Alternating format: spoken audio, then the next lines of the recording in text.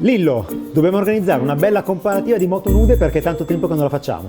Se guardiamo i dati di mercato dovremmo provare qualcosa di classico. BMW 90, Triumph Bonneville. Quelle moto lì, quelle che vanno sì, adesso, Ducati sì, Scrambler.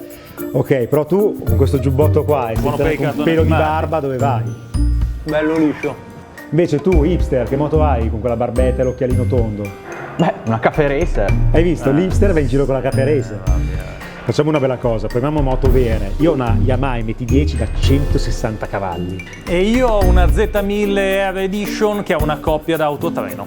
Grande, senti, lasciamo qua l'hipster, andiamo a provare le moto. Ma Ah, sì, dai. vai.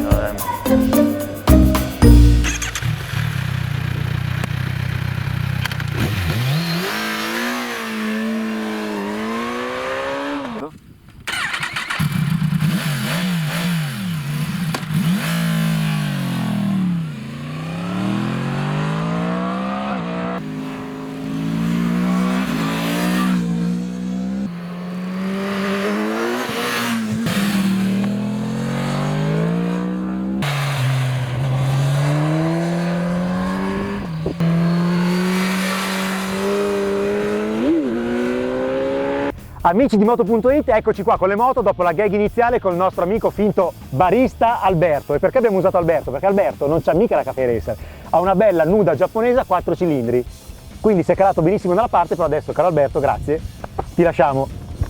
Prego. E parliamo delle nostre moto, Yamaha MT-10 e Kawasaki Z1000R. Hanno tanto in comune, a partire da un design pazzesco, perché la Kawasaki interpreta all'ennesima potenza il genere manga, mentre la Yamaha è difficile anche da definire, perché Francesco Paolillo nella sua prova per Moto.it l'ha chiamata Transformer. Perché Francesco Transformer? Perché riconduce un po' a quella che è la serie dei film, no? Che abbiamo visto sul grande schermo. Il look sembra quasi un robot, questo più che un cupolino sembra la faccia di un robot.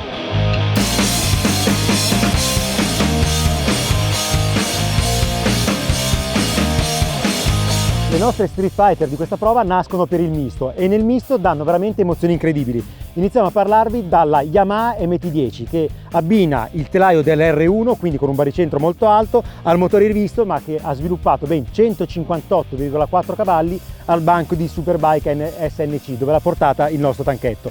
Questa moto ha un comportamento veramente particolare che non avevamo mai riscontrato durante una prova di una moto nuda. Questo perché? Perché ha un manubrio molto alto, sospensioni a lunga escursione e anche abbastanza morbide. Questo all'inizio ti coglie un po' impreparato perché non ti regala una percezione così immediata, così diretta dell'avantreno. Questo assetto molto particolare però sulle strade rovinate come la Valtrebbia o il Penice di oggi regala un controllo fantastico della moto. Questo perché? Perché non si ha tantissimo carico sull'avantreno, ma si ha una moto che permette di correggere la traiettoria, di cambiare la traiettoria, e questo cosa consente? Di evitare la buca o l'avvallamento.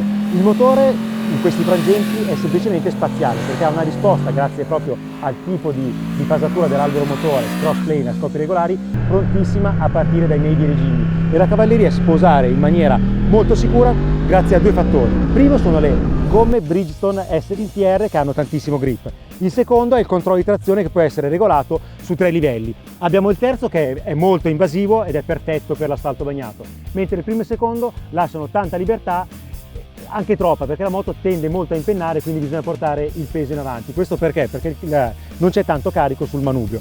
Comunque è una moto che nel misto ha veramente conquistato sia me che Lillo grazie alle doti del telaio e del motore, che è semplicemente pazzesco. Richiede un po' di attenzione proprio per l'impostazione di guida, che non carica tantissimo l'avantreno, ma in compenso consente correzioni veramente in tutti i modi veramente semplici. Sì, oltretutto aggiungerei anche che il posizionamento delle pedane è un filo avanzato per i miei gusti, per cui è molto comodo appunto nell'utilizzo quotidiano, però quando si spinge un po', tra il manubrio che è troppo alto per i miei gusti e la pedana un po' avanzata, si fatica a caricare bene l'avantreno. Sì, però fanno delle grandi impennate non si possono fare, però c'è tanto controllo sullo sconnesso. È veramente una moto facile che consente tante correzioni che sono un po' più difficili con la Kawasaki, che invece è veramente una lama. Ha il classico avantreno precisissimo da Kawasaki. Sì, però va detto una cosa, allora, al di là che il mix di sospensioni Olis posteriore e show anteriore va benissimo, rispetto alla versione base c'è è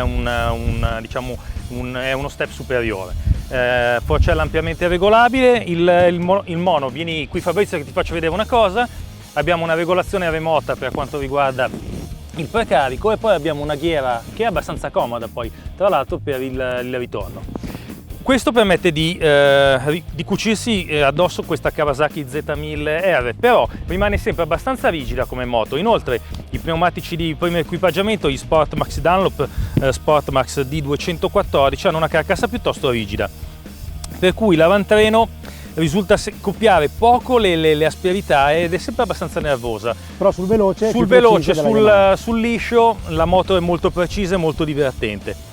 Inoltre la possibilità di caricare maggiormente l'avantreno con questa posizione di guida leggermente caricata in avanti permette di forzare di più rispetto alla Yamaha. Le pedane sono posizionate molto bene, oltretutto c'è un trucchetto: per chi non ha il piede troppo lungo si può anche sfruttare l'attacco della marmitta posteriore per caricare ulteriormente l'assetto. La pedana però, caro Lillo, va bene se hai il piede piccolo, ma se il piede è lungo, nel mio caso un 45, abbiamo il tallone che viene aperto dalla presenza dello scarico e non è comodissima. Per il resto invece è una moto che si controlla molto bene, ha un avantreno granitico. Adesso però ti lascio al motore, perché il motore ha sviluppato 142 cavalli, sempre col tanchetto, però poi su strada le prestazioni rispetto all'Mt10 non sono mica inferiori. 142 anzi. cavalli, ma 9600 giri, per cui quasi 2000 giri prima rispetto al motore Yamaha. Qui non c'è elettronica, il controllo è tutto nel polso destro, per cui non c'è controllo di trazione e bisogna stare un po' accorti quando si guida su asfalti magari non particolarmente grippanti, oppure quando si va sul bagnato, esatto, o quando si è magari giù un po' con le gomme, non sono sempre così nuove e fresche come in questo momento. Non abbiamo elettronica neanche per quanto riguarda il cambio tradizionale, va detto che è molto preciso, molto bello. Cambio nel complesso a livello di meccanica direi che è superiore a quello della Yamaha, sì, perché è precisissimo, dolcissimo a salire e a scendere di marcia, però purtroppo non c'è invece il quick shift a salire come nel caso della MT10. Capitolo freni della tua Kawasaki. Capitolo freni, basta leggere quello che è stampigliato sulle pinze di questa Z1000R, ma abbiamo delle pinze Brembo fantastiche. Qui la frenata è molto più secca e decisa rispetto a quella della Yamaha. C'è chi potrebbe preferire l'effetto spugna, no? La frenata un po' spugnosa che ha l'MT10, io sinceramente sono per l'attacco un po' più aggressivo Brembo, oltretutto instancabili.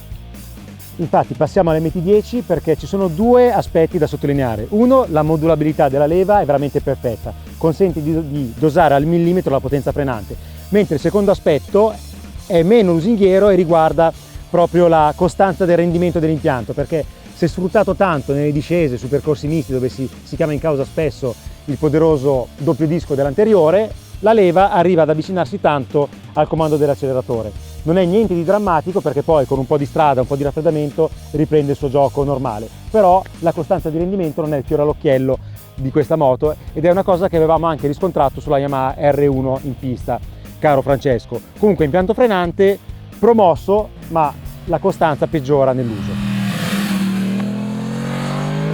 Il comportamento da trasformista della nostra MT10 regala delle belle sorprese in città, perché questa moto Street Fighter, derivata, pensate un po', dall'R1, si comporta molto bene nel traffico per vari aspetti. Partiamo innanzitutto dall'ergonomia molto comoda. Vi dicevo prima che ricorda una Max Enduro, quindi sellona, guardate quanto è grossa, è molto rigida, ma questo serve per sentire il controllo della moto tra le curve. Di contro è molto ospitale anche per i piloti più alti. Adesso Francesco ci fa vedere il manubrione, guardate un po' se non sembra, Fabrizio girati da questa parte, un manubrio quasi da enduro, è larghissimo e molto dritto, quindi dà tanto controllo. Poi le sospensioni, che lamentavamo essere un pochino morbide nel misto, in città vanno benissimo perché sono molto scorrevoli e filtrano benissimo addirittura il pavé. Poi dal punto di vista dell'elettronica, il controllo di trazione che serve nel misto a gestire i 160 cavalli torna utilissimo poi in città sui fondi sdrucciolevoli, quando piove lo si mette sul 3 e permette di controllare e dosare benissimo la potenza del motore. Quindi nel complesso questa moto va bene e aggiungo l'ultima cosa, il motore scalda molto poco, perlomeno oggi abbiamo avuto più di 20 gradi e non si avverte neanche nella zona del telaio, notoriamente una zona un po' critica con i motori 4 cilindri, il calore di questo propulsore potentissimo. La nota dolente della MT10 riguarda la posizione del passeggero, perché il passeggero, lo vedete, la sella è qua ma le pedane sono praticamente attaccate, quindi non lo si può portare se non per spostamenti brevissimi e con poco gas. Kawasaki in città. Kawasaki in città, allora il 4 cilindri è fantastico quando si vuole spingere, però è incredibile come riesca a riprendere anche praticamente dal minimo. In sesta è capace di prendere giri con una velocità e una rapidità incredibile. veramente un gran motore. In città sinceramente si può criticare un po' l'angolo di sterzo, il peso, ci sono 9 kg in più tra queste due moto, siamo intorno ai 212 kg per la MT10, 221 per la Kawasaki e sinceramente in città si sentono relativamente poco però, basta mettersi un po' in movimento. Vista la tua età, insomma sei un po' in là con gli anni, calore nella zona bassa? Calore nella zona bassa è dovuto al motore. No, ma c'è? purtroppo. Te lo chiedo, non so se... Sì. Io l'ho usata poco in città, l'ho usata tanto oggi nel misto, non ho avvertito calore neanche con lei. No, io sinceramente non ho sentito, però aspetterei delle giornate più calde. Bene o male sono motori Euro 4, per cui tendenzialmente scaldano parecchio e sono cubature importanti, per cui mi spiace dirlo, ma sinceramente secondo me in estate si cuoce. Ok. Per quanto riguarda invece assetto, dicevamo che la Yamaha ammortizza bene grazie alle sospensioni così morbide. In città diciamo che sullo sconnesso il pavé, le rotaie e quant'altro è piuttosto secca, oltretutto la sella come nell'MT10 è abbastanza dura, per cui la schiena soffre leggermente, però d'altronde è una Street Fighter, è una moto che deve essere divertente, non deve essere particolarmente confortevole. Come dicevi tu, l'MT10 ha un limite nell'offrire ospitalità al passeggero, qui in questo caso forse sta un po' più comodo, la sella è sempre bella rigida, abbastanza, è più design che non comfort, però le pedane sono abbastanza basse. Sì, diciamo che per portare un passeggero a fare la gita sul lago classica va bene. Apriamo una parentesi perché giustamente Lillo prima vi ha mostrato il sottosella della Kawasaki, mentre sulla Yamaha ci siamo proprio scordati. Recuperiamo adesso in diretta con il nostro caro Fabrizio perché è una caccia al tesoro trovare la serratura della MT10, guardate un po', bisogna scendere. Di notte. Vai giù, più giù. Qua c'è un bel tappo, guardate che roba. Sicuramente potete nascondere anche i gioielli di casa nella MT10 perché nessuno troverà questa apertura. Vai Francesco, apri. Aperta, Okay. Eccola. Serve poco però. Quindi abbiamo fatto questa fatica della miseria per aprirla per scoprire che sotto non ci sta un tubo. No, ci sta, guarda. Eccolo. Ci sta il foglio blu, quello che serve per la constatazione amichevole, quindi è meglio non guardarlo, porta sfiga. Ah, c'è anche la brugola. C'è una brugola e anche un cacciavite, abbiamo perso qua un pezzo del cacciavite, però speriamo che non serva, ma con le moto giapponesi non è che serva tanto sta roba. No, effettivamente no. Adesso Francesco, grazie, rimonta pure la sella che andiamo a raccontarvi per finire come vanno queste moto in autostrada. Il bello delle moto nude arriva in autostrada perché sono studiate proprio per rendere al meglio nei tratti a 140 costanti, anzi 130, giusto? 140 perché la velocità effettiva 140. poi più o meno abbiamo controllato col tanchetto, 140 di contachilometri, 130 effettivi. Cosa stai dicendo? Stiamo parlando di moto nude. Cominciamo con la Yamaha. Non nascono per l'autostrada, caro Francesco, non tanchetto, mica tanchetto, 140. Beh, comunque è giusto quello che dicevi. A 130 orari reali questa moto indica 140 e il motore riposa a 5200 giri. Abbiamo luci e ombre del comportamento autostradale perché questo cupolino, questo minimo cupolino, deve al flusso dell'aria molto in alto. Il problema è che anche il manubrio è in alto, quindi la posizione del pilota prevede che il busto rimanga dritto e si prende un sacco d'aria già a 140 km/h. Poi per quanto riguarda il comportamento autostradale è sicuramente ottimo perché la moto è molto stabile e ha un motore infinito. La velocità massima è ben oltre 230 orari, ma non ci interessa calcolarla e verificarla sul campo perché sono velocità che tanto in Italia non si possono certo ottenere. Quindi comportamento ottimale, ottimo motore, protezione dall'aria discreta, ma il busto dritto fa prendere un sacco di aria. Invece qui la situazione sì, non è ottimale, però si sta un po' meglio. Forse la capacità di studiare l'aerodinamica di Kawasaki è nettamente superiore. Qui abbiamo un cupolino bassissimo, il gruppo fanale molto rastremato, non abbiamo vortici. Sì, l'aria investe completamente il busto, però sinceramente non abbiamo vortici fastidiosi.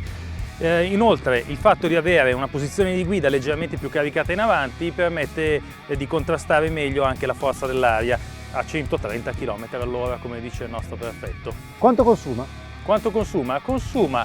Allora, c'è un leggero vantaggio di questa per quanto riguarda il consumo cittadino e il consumo extraurbano. Invece in autostrada fa qualcosina meglio l'MT10. Siamo intorno ai 16 km e 7 per la nostra MT10 in autostrada. Bravo, bravissimo. L'ho azzeccata? Bravo. Al primo colpo? 16,7 in autostrada a 130 reali. A 130 reali che sono 140, più o meno esatto, indicati. bravo, sei attento. Grazie. E poi invece consumo cittadino e consumo extraurbano siamo diciamo sempre intorno ai 15, 15,5 per quanto riguarda l'extraurbano. E cittadino? In città la MT10 ciuccia un sacco perché fai 12 con un litro, ma ricordiamo che è un motore 1000 derivato dalla Superbike con 180 cavalli. Questa ne fa 3 in più, eh? Addirittura? Sì, ben 15 con un litro anche in città. Complimenti, un ottimo risultato. Grazie, anche a lei.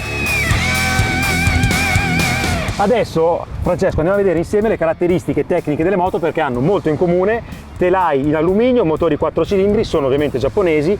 Partiamo dalla tua Kawasaki Z1000R perché da te vorrei sapere proprio questa R cosa individua. Grazie. Allora, questa è una versione R Edition. Come dice il nome, è una versione speciale dotata di sospensioni posteriori Rollins, freni top di gamma Brembo, bellissime pinze monoblocco M50. Poi abbiamo una colorazione dedicata con un grey e un giallo acido, sembra più che un verde Kawasaki. Quindi le caratteristiche di insieme sono quelle che conosciamo della Z1000 non R. Telaio, estetica, codone, lo scarico molto bello, lo scarico bello, doppio, corto, con compatto, studiato apposta per centralizzare le masse della moto. Abbiamo il mono dietro che è regolabile ed è disposto orizzontalmente, anche questo studiato appositamente per centralizzare le masse. Oltretutto questo posizionamento lo tiene lontano dagli scarichi, per cui dà il calore. A livello di finiture la Kawasaki è costruita molto bene. È la classica moto giapponese che va dal sodo, lo vediamo insieme. Te la lascio descrivere ancora a te, visto che la conosci benissimo questa moto. Allora, verniciature plastiche sono di qualità, gli assemblaggi sono così, a colpo d'occhio sono fatti in maniera no, è fatta molto bene, finita molto bene. La strumentazione è piccola e compatta, è montata molto in basso perché la linea del cupolino ha obbligato i designer a questa scelta. Come vediamo c'è una prima parte del contagiri qui in basso a sinistra. Poi dai 4000 in poi si accendono dei LED nella parte superiore della strumentazione. Non è particolarmente ricca e anche la leggibilità non è al top. Inoltre è criticabile la scelta di dover scegliere nel menu con questo pulsantino, con questo switch, per cui niente comandi sul blocchetto al manubrio, ma bisogna sempre staccare la mano. Per cui vediamo orologio, abbiamo il contachilometri totale e 2 parziali. Inoltre abbiamo consumo istantaneo e consumo medio. Facciamola sentire accesa per mostrare i LED. Vai, motore caldo, ve lo ricordiamo sempre. Ecco, fino a 3000 giri si accende questa barra e poi si accendono i LED superiori. Vado?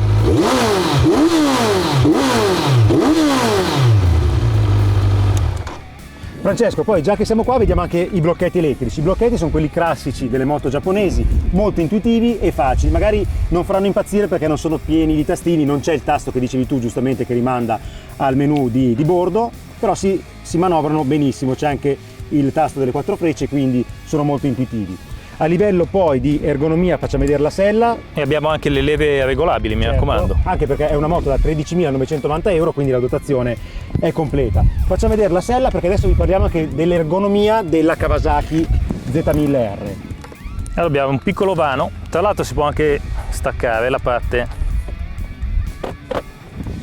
posteriore, abbiamo il classico vano per gli attrezzi, qualcosina, magari un bloccadisco potrebbe anche starci qua sotto. Un po' di spazio c'è, vedremo poi che la Yamaha mi sa che fa un po' peggio. Sì. Oltre all'angolatura del manubrio poi è interessante anche vedere, caro Francesco, che le vibrazioni sono le classiche vibrazioni da 4 cilindri, si sentono, sono di altissima frequenza ma non danno particolarmente fastidio. No, sei d'accordo? Assolutamente sì. Però vedo una bella sellona, bella e bella, non è tanto grande per il passeggero, e chiamiamo in causa la Cristina Bacchetti, la nostra super tester di Moto.it. Venghi signora, eccola qua, prepariamo le pedane e la Cristina ci racconta adesso come si sta sulla sella della Z1000R. Vediamo Fabrizio, vieni qua alla parte posteriore, senza doppi sensi per favore. Vediamo che la sella è piccola, c'è poco da dire, è una sella piccola, quindi non è molto ospitale. Confermi Cristina? Sì, la sella è un po' piccola, però le pedane sono molto ben angolate, quindi per la mia statura, che sono quasi 1,70 m, va più che bene, sono comoda. Questo non è un trenino, ma avendo il microfono facciamo così per far sentire la nostra Cristina. Ok, abbiamo visto nell'insieme la Kawasaki, poi vi diremo anche se in città scalda o meno e la protezione dall'aria in autostrada, ma adesso passiamo alla Yamaha. L'MT10 ha finiture nel complesso valide, però ci sono degli aspetti che lasciano un po' a desiderare. Questo perché? Perché la nostra MT10 è una superbike spogliata e rimangono in vista tanti dettagli ripresi proprio dall'R1. Vediamo infatti i cavi, però ci sono anche dettagli tecnici molto belli. Vediamo il radiatore dell'olio lì in basso e il radiatore dell'acqua enorme, perché serve proprio a raffreddare un motore molto potente. Vi ricordiamo che l'R1 viaggia su 200 cavalli, mentre questa versione MT10 nuda ha 160 cavalli, quindi motori molto potenti che hanno bisogno anche di tanto raffreddamento.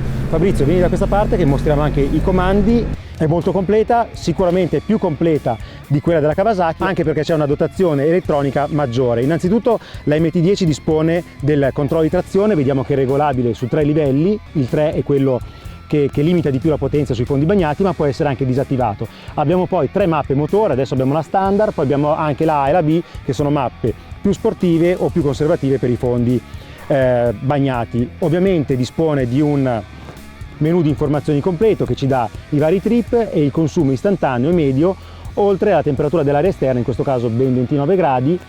Abbiamo nella parte superiore l'orologio, la barra del contagiri, la marcia inserita e sulla parte destra anche la capienza del serbatoio da 17 litri, esattamente come la Kawasaki. Ci spostiamo, andiamo un po' indietro con la telecamera per mostrare i blocchetti elettrici. Il blocchetto di sinistra vediamo che è molto ricco e non è sportivissimo nell'immagine, ma questo ha un motivo, perché questa moto è dotata di serie, oltre del controllo di trazione che dicevamo, anche del cruise control, quindi dettagli che ci rimandano al concetto transformer che diceva Lillo prima. È una moto sportiva ma fatta anche per viaggiare. Una cosa molto scomoda di questo blocchetto è il passing, l'abbagliante, perché l'abbagliante siamo soliti trovarlo qui a portata di indice, mentre con l'indice adesso selezioniamo le informazioni del menu, mentre l'abbagliante si manovra col pollice. Posizione in sella all'MT10. Bisogna vedere come sta la nostra bucket. Prepariamo le pedane, perché la nota dolente sono proprio le pedane dell'MT10. Cara Cristina, vieni a bordo. Che bello avere la bacchetti a bordo. Com'è la sella, Cri? La sella Urlami è piccola, addosso. la sella è piccola come quella della Kawasaki e in questo caso abbiamo anche le pedane particolarmente alte, quindi la posizione è davvero tanto raccolta, rischia di diventare un po' stancante sulle lunghe percorrenze. Poi questa moto ha tanti cavalli, tanta potenza e direi che in accelerazione è un gran casino stare attaccati all'MT10. Quindi direi che per il passeggero no good. No, Kawasaki. La MT10 è parente strettissima dell'R1 Superbike, quindi dispone del motore 4 cilindri, crossplane a scopi regolari, ma in questo caso è rivisto parecchio internamente perché rinuncia ad esempio alle bielle in titanio, a bielle in acciaio, a nuovi pistoni e la potenza dichiarata è di 160 cavalli. Ma il nostro tanchetto è andato da Superbike SNC, l'ha messa al banco e ne abbiamo trovati 158,4 a 11.400 giri, quindi una potenza della miseria, veramente tanti cavalli per un peso anche contenuto, perché l'MT10 sulla bilancia ha fatto registrare 212 kg col pieno, a secco siamo sui 200 kg, quindi sono valori molto interessanti che vanno poi di pari passo con un cambio molto sportivo. Ve lo mostriamo da questa parte un po' in ombra, Fabrizio, perché il cambio è un cambio a 6 marce dotato di assistenza elettronica soltanto a salire di marcia e funziona molto bene a salire, mentre a scendere non c'è l'assistenza elettronica e si rivela un po' duretto, niente di drammatico, però funziona molto bene in particolare a salire. La frizione è molto comoda, quindi nel complesso il comparto motore, cambio e frizione ci ha regalato numeri molto interessanti, numeri che adesso però lascio a Francesco per la Kawasaki 1000R. Invece Kawasaki Z1000R è un motore più tradizionale, non ha questa derivazione Superbike, però un gran motore con un'erogazione meravigliosa. 142 cavalli a 9700 giri, per cui quasi 2000 giri più basso rispetto a Yamaha, tanta potenza e anche tanta coppia su tutto l'arco di erogazione, poi andremo a leggere questi numeri. Il cambio è tradizionale, non c'è quick shift, però bisogna dire che è veramente preciso, molto rapido, sia a salire sia a scendere di rapporto, per cui gli darei un bel voto. Ragazzi, grazie a voi di aver seguito la prova su Moto.it, adesso lasciamo queste moto tutte per voi. Dove? Dove? E che ne so io? Nei commenti qua sotto, su YouTube di Moto.it e ovviamente sul sito Moto.it. Ciao a tutti! Ciao!